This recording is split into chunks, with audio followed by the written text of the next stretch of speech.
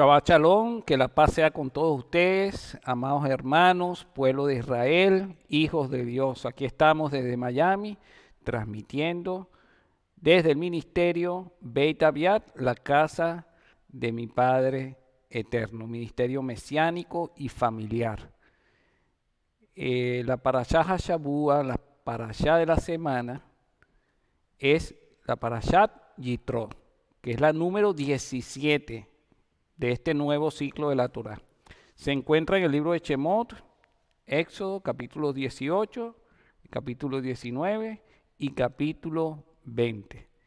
Y el nombre de esta parashá se la debemos al suegro de Moshe, Yitro.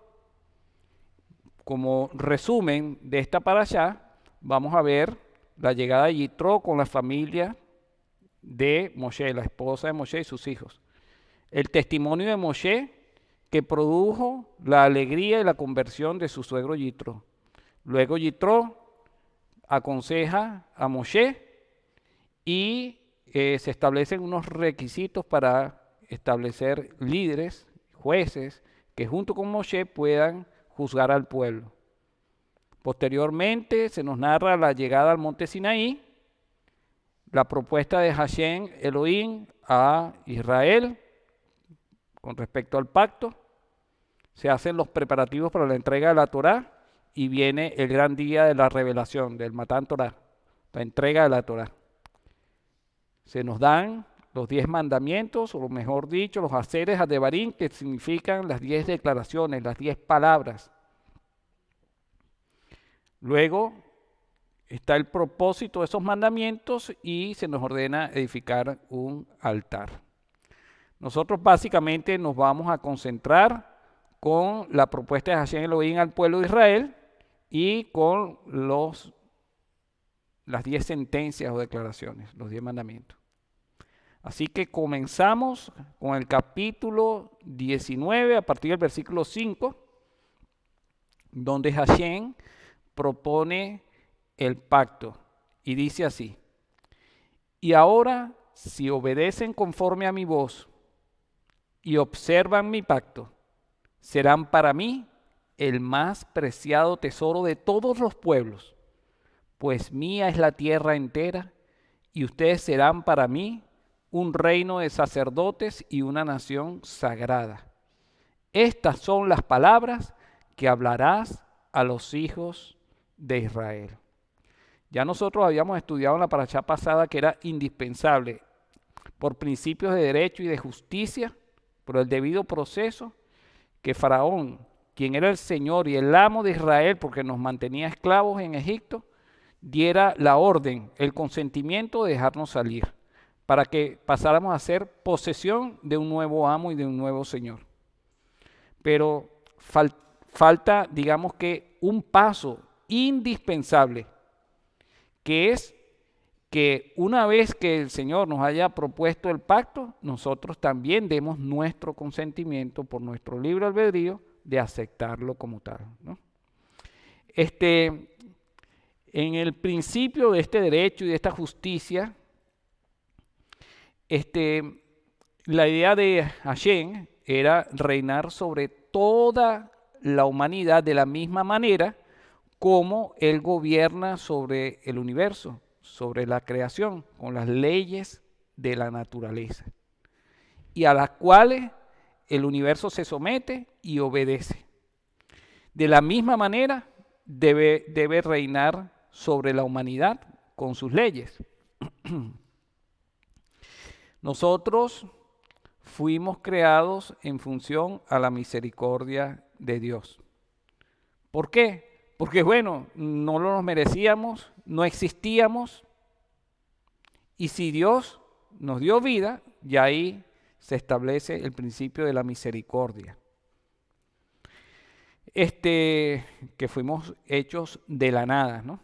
Y atados a esa misericordia, tenemos la garantía de la restauración después de haber caído y de la permanencia eterna según el plan que el Señor predeterminó en el Salvador de Israel, en el Mesías Yeshua y en su pueblo Israel. a través del Rey de Reyes, del Señor de señores, por la soberanía de su majestad y por el libre albedrío del Eterno. Versículos 7 y 8. Entonces vino Moshe, convocó a los ancianos del pueblo y puso ante ellos todas estas palabras que había ordenado Hashem. Y respondió todo el pueblo al unísono, o sea, como una sola voz, con un sentimiento nacional. Y dijeron en unidad, ¿no? Todo lo que Hashem ha hablado, haremos. Entonces transmitió Moshe las palabras del pueblo a Hashem, cumpliéndose así dos de los aspectos indispensables para que se promulgara el pacto: que Faraón diera la orden de que saliéramos y que nosotros aceptáramos voluntariamente las condiciones del pacto.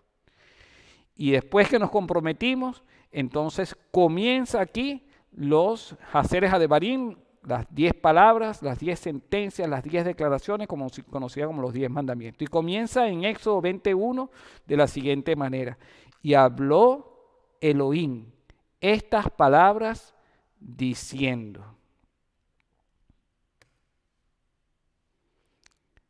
Primer mandamiento, versículo 2. Yo soy Hashem, tu Elohim, que te he sacado de la tierra de Egipto, de la casa de esclavitud. Una de las cosas que podemos ver en estas 10 sentencias es que nos hablan del amor a Dios y nos hablan del amor al prójimo. La primera tabla se concentra en el amor a Dios y la segunda tabla se concentra en el amor al prójimo. Este mandamiento tiene que ver con nuestra relación con Dios, tiene que ver con la fe, con la confianza. Dice, primero, ¿quién habla? Habla Hashem, que fue el que nos liberó de manera prodigiosa, maravillosa. Y después nos dice que Él es nuestro Elohim, o sea, que habla de un Dios personal, porque Él es el Dios de toda la creación, es el creador, pero Él no es el salvador de todo el mundo. Él es el salvador de su pueblo. ¿Y quién es su pueblo? El que ha aceptado su pacto, a quien Él le ha propuesto el pacto y quienes han aceptado.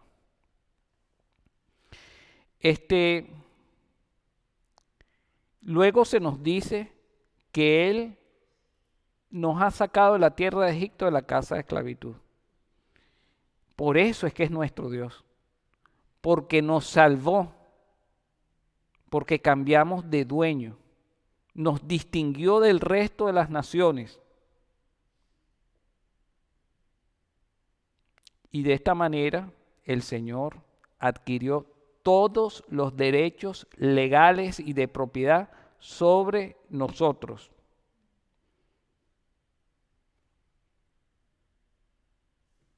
Continuamos. Entonces, ¿qué es lo que nos está diciendo el Señor? Que Él es Hashem, que nos salvó. Hashem es salvación. Y esto es una revelación de Yeshua. Porque Yeshua significa Hashem es salvación. Entonces, la confianza a la cual nos está invitando la revelación del primer mandamiento es la fe en Hashem, nuestro Salvador, es decir, en Yeshua HaMashiach. También podríamos parafrasear de la siguiente manera: y habló Dios, Elohim, ¿no? Dios, estas palabras diciendo: yo soy el Padre que te sacó por el Hijo de la tierra de Egipto, de casa de esclavitud, para que me honres y me obedezcas en gratitud y confíes en mí. Yo soy tu Padre que te ama. Nunca te abandonaré y nada podrá separarte de mi amor que es en mi Hijo o a través de mi Hijo Yeshua, que te concebí para ser completamente libre en espíritu, alma y cuerpo. También podríamos parafrasear: y habló el verdadero amor, porque Dios es amor. Estas palabras diciendo: yo soy tu justicia, que te sacó por mi misericordia de la tierra de Egipto, de la casa de esclavitud, para que seas mi especial tesoro, un reino de sacerdotes santos, libres del emperador del mundo y del falso amor, sujetos en mi verdadero amor. Yo soy el ser absoluto, el eterno, que trasciende en tiempo, que trasciende el espacio, que soy autosuficiente, que he creado el universo por amor a mí mismo, por amor al que salió de mi seno, la expresión de mi voluntad, por amor a mi Hijo Yeshua, la diestra de mi justicia, el verdadero pan que vino del cielo, la fuente eterna de salvación, y por amor a mi pueblo Israel. Entonces vemos aquí el verdadero amor de Dios, cómo se manifiesta desde la primera sentencia, desde el primer mandamiento. Hay un comentario de Rashi sobre este versículo, dice: así la gloria divina cambió según las circunstancias. Por eso él dijo aquí: ya que yo cambio, apareciendo en varias formas, no digas hay dos seres divinos, porque a veces habla como Elohim y a veces actúa como Hashem. Entonces, el hecho de que Dios se manifieste su amor en diferentes facetas no quiere decir que haya más de un Dios, que hayan dos seres divinos. Soy yo quien los saqué de Egipto y quien se les apareció en el mar. Es el mismo. Elohim de la creación es el mismo Hashem que nos salvó en Yeshua, nuestro Señor. Segunda sentencia, también se refiere a nuestra relación con Dios para que aprendamos a amarlo. Y habla de no a la idolatría. Versículos 3 en adelante dice: no reconocerás los dioses de otros en mi presencia. No harás para ti un pesel, una imagen tallada. Pesel, ¿no? Viene de una raíz que tiene el significado de algo que es cincelado, que es tallado, que es esculpido, ¿no? Entonces no harás ninguna figura esculpida, tallada,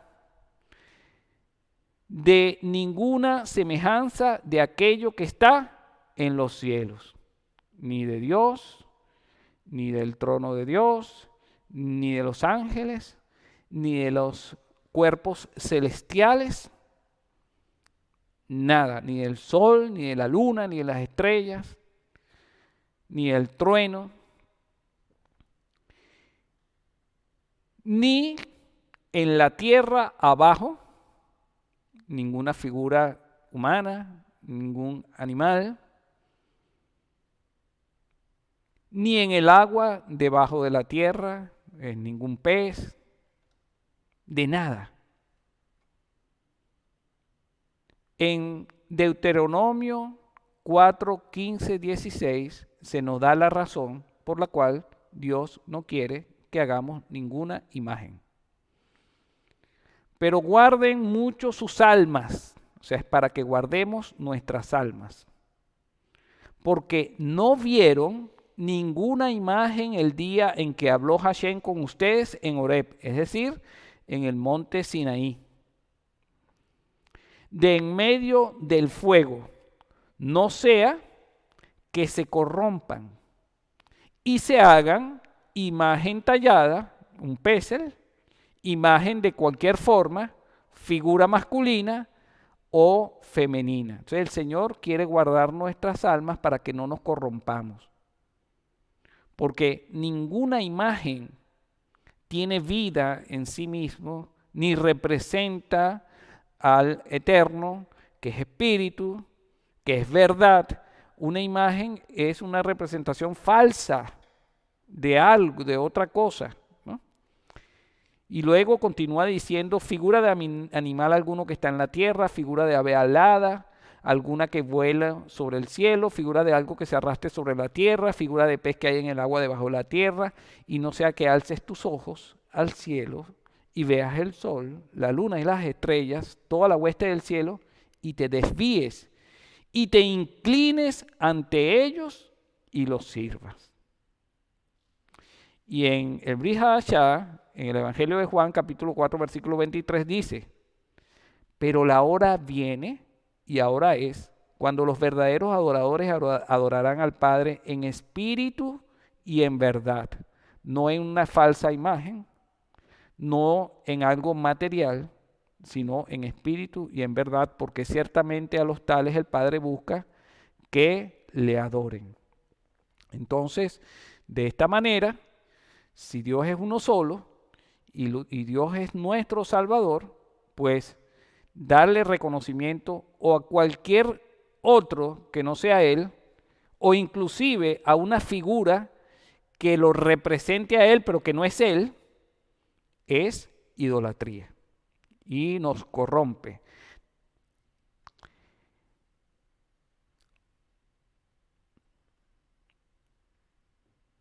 Luego continúa diciendo en los versículos 5 y 6, no te inclinarás ante ellos, ni los adorarás, pues yo soy Hashem, tu Elohim, un Elohim celosos.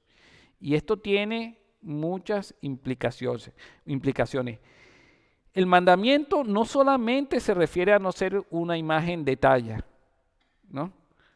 Sino que también con un argumento Calva Homer, se nos dice que si no debemos hacer una imagen de talla, mucho menos debemos rendir pleitesía a nada que no sea Hashem en nuestra mente, mucho menos, ¿no?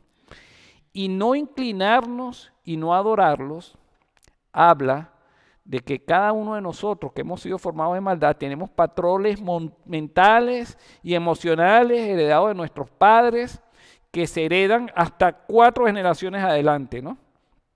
Estos están grabados en nuestra mente, en nuestro subconsciente, y ¿cómo se manifiestan en nuestras vidas? Bueno, mediante nuestras conductas, mediante conductas repetitivas que son negativas, manipulaciones, juegos psicológicos que nos hacen caer en círculos viciosos que son interminables.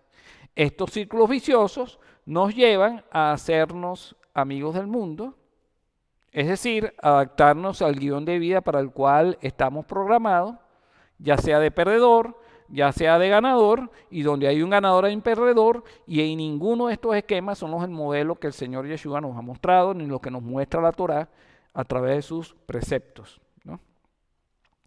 Entonces, este es un esquema que nos conduce a la destrucción, a la sobreprotección, a las críticas destructivas, ¿no? A conductas sumisas, pero dañinas, o a conductas rebeldes a todo tipo de autoridad, y todo esto es contrario a la palabra del Eterno, ¿no? Fíjense que los patrones, bueno, esto es lo que les acabo de decir, yo lo quise escribir aquí. Vamos entonces a la tercera declaración, que se refiere también a nuestra relación de amor con Dios y con respecto al uso del nombre de Hashem, del Eterno.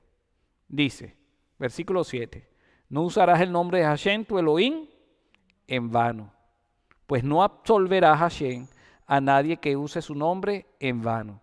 Esa palabra vano viene de shaf, que significa nada, vanidad, vacío del habla, y habla de falsedad, es decir, de mentira, Y fíjense que hay un comentario de un rabino de la Edad Media, Chizkuni, que dice, con respecto a esta frase en vano, que no debemos tener el hábito de preceder ninguna parte de nuestro discurso invocando el nombre de Dios, a menos que sea a través de un seudónimo, incluso si lo que dice es la verdad.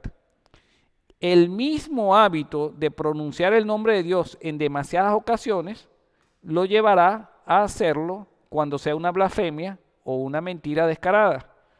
Entonces, el que mucho habla, mucho se equivoca, y si nosotros constantemente tenemos el nombre del Señor en nuestros labios, el nombre de Hashem, el nombre del Eterno, en algún momento es muy probable que caigamos en el error de utilizarlo de manera vana, ¿no? Continúa el comentario, dice, otra razón por la que usar el nombre de Dios para hacer creíble una mentira, ¿no? Porque en este mandamiento se refiere a jurar falsamente, jurar de manera vacía, ¿no? Dice, otra razón para que usar el nombre de Dios para hacer creíble una mentira está fuera de discusión es porque al hacerlo, la persona que hace el juramento pierde la imagen de Dios con la que fue creado y por quien es conocido.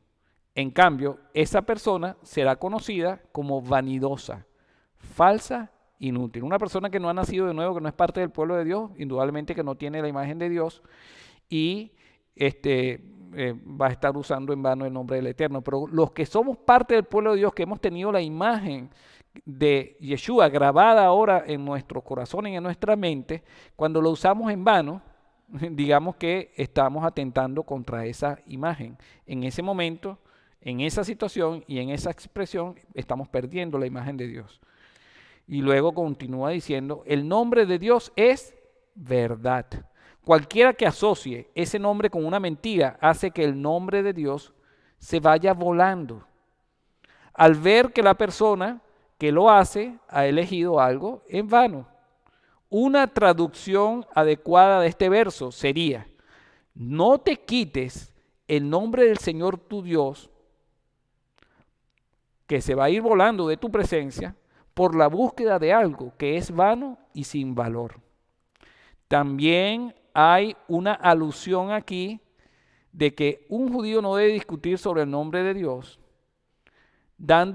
y eso se aplica para todo el pueblo de Israel, todo el pueblo de Dios, sea judío o sea personas que vengan de las naciones, dando la impresión a todos y cada uno de que es un verdadero siervo del Señor, mientras que en realidad en su corazón no sirve al Señor, sino a sus propios intereses, ¿no? Por eso la Torá eligió la expresión lechaf, es decir, creando una impresión falsa. Es una advertencia para no pretender ser temeroso de Dios. Dios no permitirá que estas personas queden impunes.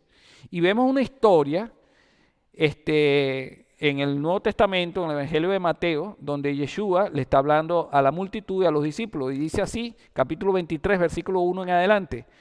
Entonces habló Yeshua a la multitud y a sus discípulos, diciendo, en la cátedra de Moshe se sientan los escribas y los fariseos, así que todo lo que os digan que guardéis, guardadlo y hacedlo, pero no hagáis conforme a sus obras, porque ellos dicen y no hacen, porque atan cargas pesadas y difíciles de llevar y las ponen en hombros de los hombres, pero ellos ni con su dedo las quieren mover. Antes hacen todas sus obras para ser vistos por los hombres, porque ensanchan sus filacterias y extienden los flecos de sus mantos, los tzitzit, y aman los primeros asientos en las cenas y las primeras sillas en las sinagogas y las salutaciones en las plazas y ser llamados por los hombres Rabbi, Rabbi, ¿no? Entonces esas personas que se jactan y exageran y tienen el nombre del Señor en sus labios para todo, a través de la manera de vestir, a través de la manera de orar en frente de todas las multitudes y todo esto, están usando el nombre de Hashem en vano, porque lo que están buscando es exaltarse a ellos mismos y no glorificar al Eterno, ¿no? Esto es muy importante. Quiero mostrarle unos versículos donde aparece la palabra de vanidad, ¿no? Que aparece aquí en Job 7, 2, 4. Dice, como esclavo que suspira por la sombra y como jornalero que espera con ansias su paga, así me han dado en herencia meses vanos, inútiles, falsos. Noches de aflicción me han asignado. Cuando me acuesto digo, ¿cuándo me levantaré? Pero la noche sigue y estoy dando vueltas continuamente hasta el amanecer, ¿no? Y otro versículo que habla de lo que es falso, vano, la misma palabra que está en el mandamiento, está en el Salmo 12, 2 y 3, dice, falsedad habla cada uno a su prójimo, hablan con labios lisonjeros y con doblez de corazón. Este es un espíritu de religiosidad. Corte Hashem todo labio lisonjero, la lengua que habla con exageración. Entonces, cuando ustedes vean cosas exageradas, es muy probable que ahí se esté usando el nombre del Eterno en vano, en vano. El Salmo 12:6 dice, al contrario, que las palabras de Hashem son palabras puras, plata probada en un crisol en la tierra, 7 veces refinada. Y ahora continuamos con la cuarta declaración, que habla también de nuestra relación de amor con Dios, que es el Shabbat. Versículo 8 de Shemot 20, recuerda el día de Shabbat para santificarlo. Y fíjense, aquí me detuve, en hebreo dice, Sakor, recuerda, al staff, vamos aquí a irle indicando con el láser, el puntero láser, dice, Sakor, que es recuerda de manera, con nuestros labios, ¿no? Al staff, primera y última letra del alefato hebreo, la correspondencia en el griego es el alfa y la omega, se refieren a Hashem, que no tiene principio ni fin, y al Mesías, que es el primero y el último. Y después dice, Yom, día, al staff, día. Aquí está haciendo una referencia muy precisa del Mesías Yeshua, porque la primera vez que aparece la palabra Yom, que es día, es cuando Dios designó la luz del primer día con ese nombre, designó como con el nombre de día. Y la luz del primer día es la luz creadora del Mesías, que separó y separa la oscuridad de la luz.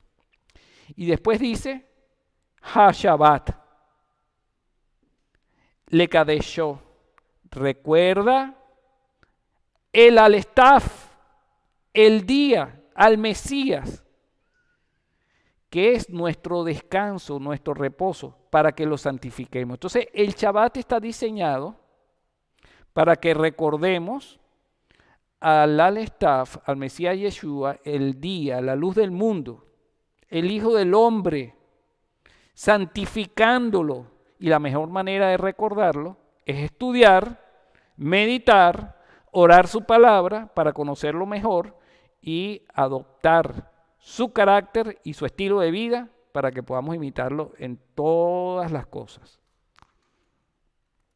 Luego dice en Mateo 12, del 1 al 2, que porque Señor es del Shabbat, el Hijo del Hombre. Entonces vemos aquí de una manera clara que el centro de la adoración y santificación del Shabbat es el Mesías. Y también se nos dice algunas de las razones por las cuales debemos celebrar Shabbat. El profeta Isaías dice, si retrajeres del Shabbat tu pie Y la palabra que usa ahí es la palabra shub, que es arrepentimiento, volver. Si volvemos, si nos arrepentimos de la manera en que nosotros caminamos en el mundo y utilizamos este día precioso y santo para tener ese encuentro con Dios transparente, honesto, donde nosotros nos arrepentimos de corazón y nosotros queremos conocerlo más y más, donde hacemos conciencia de la importancia de que hagamos este ejercicio y tengamos este espíritu, esta actitud, ¿no? Y honramos a Hashem, no buscando complacer nuestros propios placeres, nuestros propios deseos carnales. Entonces el Señor se nos va a revelar de una manera poderosa y nos va a ayudar a sanarnos, a renovar nuestra vida de tal manera que durante el resto de los días de la semana, en donde nos vemos sometidos constantemente a todo tipo de pruebas, tentaciones que son del día a día, podamos reaccionar, no como nosotros normalmente lo hacemos, sino con el espíritu de Yeshua.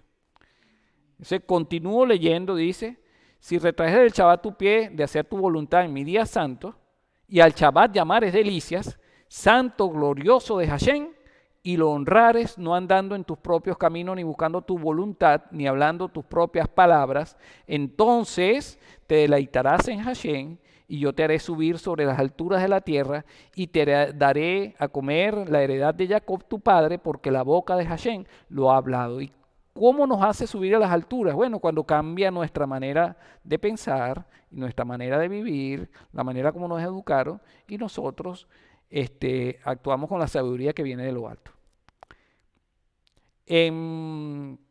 Y continúa diciendo, 6 días trabajarás y harás toda tu labor, mas el séptimo día es el Shabbat para Hashem, tu Elohim, no harás trabajo alguno. Tú, tu hijo, tu hija, tu siervo, tu sierva, tu animal y tu converso dentro de tus portones. Entonces es un día de libertad para todo el mundo, para todo el mundo. Porque en 6 días hizo Hashem los cielos y la tierra, el mar y todo lo que hay en ellos, y descansó el séptimo día. Por eso bendijo Hashem el día de Shabbat y lo santificó. Entonces, el Shabbat es para que aprendamos a deleitarnos en el Eterno. El Shabbat es porque el Señor nos creó. Y en Deuteronomio 5:15, donde también aparecen las 10 sentencias, se nos amplía la razón de celebrar Shabbat y dice así: y acuérdate que fuiste siervo en la tierra de Egipto, esclavo, ¿no? Y que Hashem tu Elohim te sacó de allá con mano fuerte y brazo extendido. O sea, es un día para recordar la obra de liberación de nuestro Mesías Yeshua. Por lo cual Hashem tu Elohim te ha mandado que guardes el día de Shabbat. Entonces recordamos y celebramos Shabbat porque Él nos salvó. No todos los días podemos unirnos toda la nación de Israel como un solo pueblo. No todos los días podemos unirnos con nuestros hermanos en la congregación. No todos los días podemos dedicar 24 horas completamente, de manera exclusiva, a deleitarnos con el Eterno. Entonces esto es algo realmente especial. Ahora vamos a ver qué dice el reglamento de la Torá. Primero, para que después vayamos al Nuevo Testamento y veamos un poco la experiencia de Yeshua con respecto al Shabbat. Fíjense que en Deuteronomio, capítulo 23, versículo 25, dice: cuando entrares en la mies de tu prójimo, en un sembradío, podrás cortar espigas con tu mano para comer, ¿no? Mas no aplicarás hoz a la mies de tu prójimo. No es que te vas a poner a trabajar ahí a cosechar, ¿no? Sino que arrancas con tus propias manos algunas espigas y sacias tu hambre, ¿no? Eso es completamente legal. Dice también con respecto, el reglamento de la Torá con respecto al Shabbat, en Vaikra Levítico 24:5, y dice: y tomarás flor de harina y cocerás de ellas 12 tortas, o sea, 12 pan, ¿no? Cada torta será de 2 décimas. y las pondrás en 2 hileras, 6 en cada hilera, sobre la mesa limpia delante de Hashem. O sea, la mesa de los panes de la proposición, que estaban en el lugar santo, se hacían 12 panes, uno por cada tribu de Israel, y todas las semanas, cada Shabbat, se sustituían, ¿no? Pondrás también sobre cada orden incienso puro, y será para el pan por memorial, ofrenda encendida a Hashem, algo sagrado. Y después continúa diciendo, los versículos 8 y 9, cada día de Shabbat lo pondrá continuamente en orden delante de Hashem, de parte de los hijos de Israel, por pacto sempiterno. Y será de Aarón y de sus hijos, los cuales lo comerán en el lugar santo, porque es cosa muy santa para él. O sea, la ofrenda que es para Hashem, Aarón y sus hijos la iban a comer. De las ofrendas encendidas a Hashem, por estatuto perpetuo. Y más adelante van a entender por qué hago referencia a estos versículos. Ahora vamos a ver una historia que ocurrió en Shabbat, donde estaba David huyendo del rey Saúl junto con sus hombres. Está en 1 Samuel 21, 1 y 2. Y dice así: todo esto es para que tengamos un mejor entendimiento de lo que es el significado del espíritu del Shabbat. Y vino David a Nob, a Ahimelech sacerdote, era el sacerdote del templo, ¿no? Y se sorprendió a Ahimelech de su encuentro y le dijo: ¿por qué vienes tú solo y nadie contigo? Y respondió David al sacerdote Ahimelech: el rey me encomendó un asunto y me dijo: nadie sepa cosa alguna de este asunto a que yo te envío y que yo te he mandado. Y yo señalé a los criados un cierto lugar. Ahora pues, ¿qué tienes a mano? Dame 5 panes o lo que tengas, porque David y sus hombres se estaban muriendo de hambre. Y el sacerdote respondió a David y dijo: no tengo pan común a la mano. El pan normal que se usa para comer, no lo tengo a la mano. Solamente tengo pan sagrado, o sea, los panes de la mesa de la proposición del lugar santo. Os los daré si los criados se han guardado a lo menos de mujeres. Y David respondió al sacerdote y le dijo: a la verdad, las mujeres nos han sido reservadas estos 3 días, desde que salí, y los vasos de los jóvenes son santos, aun cuando el camino es profano, cuanto más hoy serán santificados sus vasos. Así el sacerdote le dio un pan sagrado, porque allí no había otro pan, sino los panes de la proposición, los cuales habían sido quitados de delante de Hashem, para que se pusiesen panes calientes el día que los otros fueron quitados. Cada Shabbat se sustituían los panes de la mesa de la proposición, los 12 panes, por 12 nuevos panes, porque siempre tenía que haber 12 panes calientes. Y de esos panes fue que le dio el sacerdote a David y sus hombres, ¿no? Y ahora sí vamos a irnos al Nuevo Testamento y vamos a poder conectar todas estas historias, todos estos mandamientos y entender cómo Yeshua vivió el Shabbat. Dice en Mateo capítulo 12, versículos 1 y 2: por aquel tiempo, Yeshua pasó entre los sembrados en el día de Shabbat. Sus discípulos tuvieron hambre y empezaron a arrancar espigas y a comer. Y cuando lo vieron los fariseos, le dijeron: mira, tus discípulos hacen lo que no es lícito hacer en el día de Shabbat. Ya habíamos leído que es lícito que si tú estás en un campo, aunque no te pertenece y tienes hambre, tú puedes arrancar algunas espigas y comer. Y eso es perfectamente lícito. Pero, ¿qué es lo que están interpretando los fariseos? Que es ilegal hacer eso durante el Shabbat, ¿no? Porque ellos consideraban que estaba en contra de la Torá. Y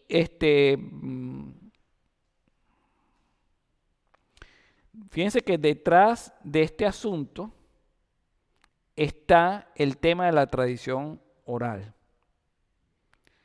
que los fariseos posteriormente, más adelante, pudieron escribir en la Mishnah, en la Gemara, en el Talmud, y que vincula a el pueblo judío a obedecerla prácticamente al mismo nivel que la Torá. Entonces viene esta propuesta, ¿no? Como que Yeshua, tú aceptas que la Torá oral es vinculante y es la correcta interpretación de la Torá escrita. Ahora vamos a ver la respuesta de Yeshua. Pero él les dijo, ¿no habéis leído lo que hizo David cuando él y sus compañeros tuvieron hambre? ¿Cómo entró en la casa de Dios, en el templo, y comieron los panes consagrados? Y sabemos que eran Shabbat porque estaban cambiando los panes. Que no les era lícito comer, ni a él, ni a los que estaban con él, sino solo a los sacerdotes.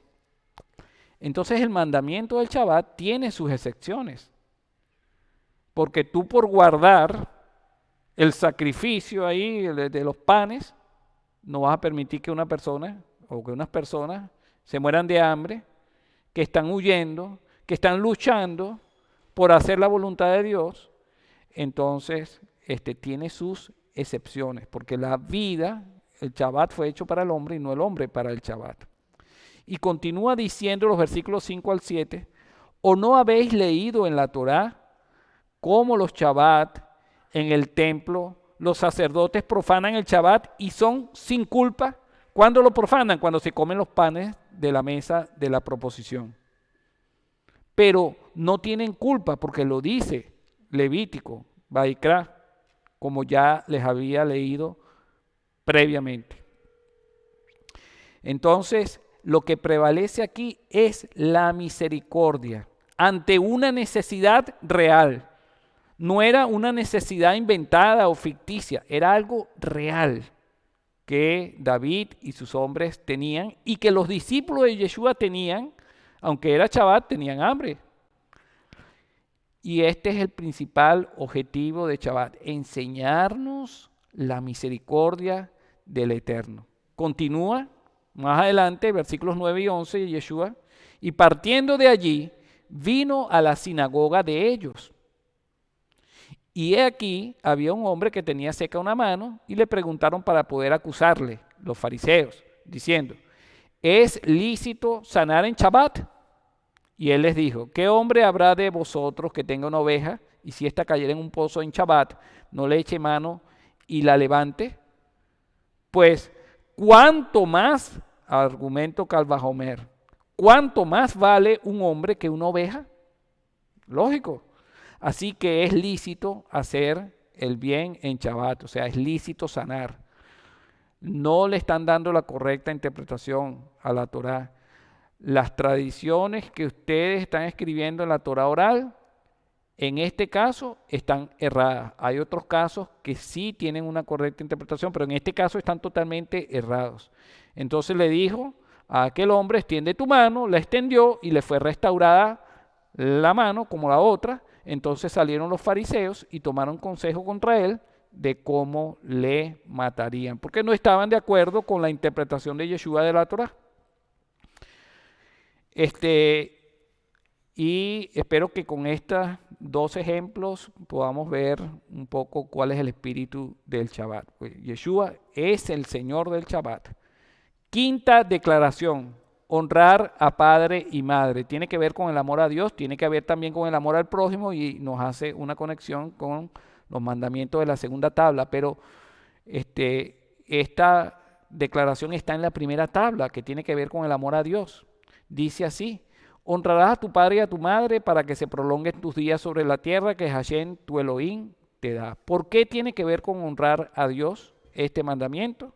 Fíjense que la palabra Adán se escribe con 3 letras. Aleph, Dalet y Men. Y suman 44. La Aleph representa a Dios, que es el uno, el único,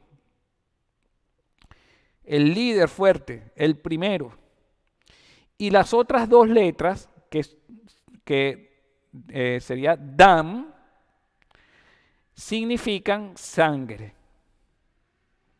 Ahora, vamos a ver en el Padre, la Madre y Dios una asociación para poder crear al hombre. Dios, la Aleph, vale 1. La palabra Padre, Ab, que es la Aleph y la Bet, suman 3. Y la palabra Madre, Em, suman 41, la Aleph y la Men. Cuando sumamos a Dios, a Ab, que es Padre, y a Madre, nos da 44, que es la misma palabra de Adán, el mismo valor de Adán. Por lo tanto, Dios se asocia con nuestros padres, donde nuestros padres ponen el espermatozoide, el óvulo, que generan nuestro cuerpo, que está formado por la sangre, ¿no? Y de esta manera se forma el Adán. Vemos entonces a través del idioma hebreo claramente que cuando nosotros honramos a nuestros padres, más que honrar a nuestros padres, estamos honrando y adorando directamente a el Eterno mismo. Ok, sexta declaración. No matarás. Esto está en la segunda tabla y ya habla del amor al prójimo. Está en Éxodo capítulo 20, versículo 13. Detrás de esta declaración hay un precepto que es debemos respetar la vida. Y detrás de este precepto está la propia persona de Dios, porque Dios es vida. Séptima declaración, no adulterar, porque adulterar es equivalente a idolatría. Tiene que ver con el amor al prójimo, no cometerás adulterio. Hay un precepto detrás de este mandamiento que es que debemos ser fieles. Y detrás de este precepto está Dios, porque Dios es fiel. Octava declaración, no robar. No robarás. Detrás de este precepto, detrás de este mandamiento, está el precepto de ser honesto. Y detrás del precepto está Dios mismo, porque Dios es honesto. Novena declaración, no mentir, tiene que ver con el amor al prójimo y dice, no prestarás contra tu prójimo falso testimonio. ¿Cuál es el precepto? Decir la verdad. ¿Y qué hay detrás de ese precepto? Dios, porque Dios es la verdad. Décima y última declaración, no codiciar. No desearás la casa de tu prójimo, no desearás la mujer de tu prójimo, su siervo, su sierva, buey, su asno, ni nada de lo que le pertenezca a tu prójimo. ¿Cuál es el precepto detrás de este mandamiento? Que debemos ser dadivosos y debemos ser generosos. ¿Y qué hay detrás de este precepto? Dios es amor, porque el que ama da, y Él dio a su propio Hijo, su propia vida, ¿no? Y Él es bondadoso, porque junto con el Hijo nos da todas las cosas, porque todas las cosas le pertenecen a Él. Cuando nosotros codiciamos algo de otra persona, realmente estamos codiciando lo que a Dios le pertenece. Y eso destruye a la familia, porque cuando nosotros le quitamos la mujer a nuestro prójimo, a su siervo, o su buey con el que trabaja, su asno con el que trabaja, o cualquier cosa que le pertenezca al prójimo, estamos dañando la integridad de esa familia y estamos contribuyendo a destruir la familia. Y cuando destruimos la familia, destruimos la base fundamental sobre la cual Dios construye a su pueblo. Entonces, no debemos destruir, porque la familia, no debemos codiciar, y esto tenemos que atajarlo en el pensamiento, en nuestro corazón. Antes de que eso pueda convertirse efectivamente en un pecado y que dé a luz la muerte. Y ya para culminar, vemos en Mateo capítulo 22, versículos 36 y 40. Le preguntaron a Yeshua, maestro, ¿cuál es el gran mandamiento en la Torá? Yeshua le dijo, amarás al Señor tu Dios con todo tu corazón, con toda tu alma y con toda tu mente. La primera tabla. Este es el primer y grande mandamiento. Y el segundo es semejante a este. Amarás a tu prójimo como a ti mismo. De estos dos mandamientos, de estas dos tablas, pende toda la Torá y los profetas. Y en primera de Juan 3:23, y este es su mandamiento, que creamos en el nombre de su Hijo Yeshua HaMashiach y que nos amemos unos a otros como Él nos ha mandado. El Señor nos perfecciona en amor y echa fuera todo temor. Amén, amén y amén. Chao, shalom, que tengan una semana buena, bendecida.